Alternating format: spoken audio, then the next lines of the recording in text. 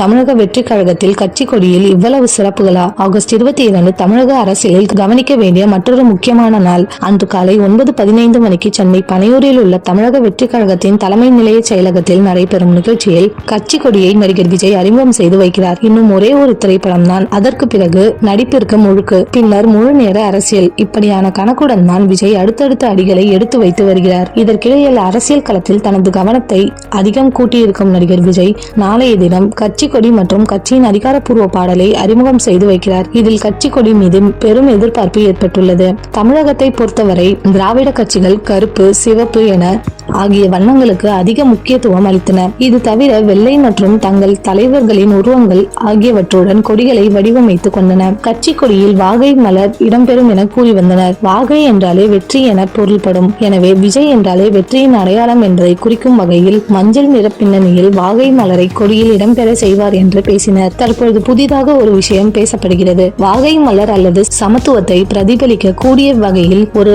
Logo என இரண்டில் ஒன்றை விஜய் தேர்வு செய்வார் என்ற தகவல் வெளியாகியுள்ளது. இது தவிர தமிழக வெற்றி கழகத்தின் அதிகாரப்பூர்வ பாடலை கவிஞர் விவேக் எழுதியுள்ளார். இதற்கு தமன் இசையமைத்துள்ளார். கொடியை ஏற்றி வைத்து பாடலை ஒலிக்க செய்ததும் நடிகர் விஜய் 10 நிமிடங்கள் உரையாற்றுகிறார்.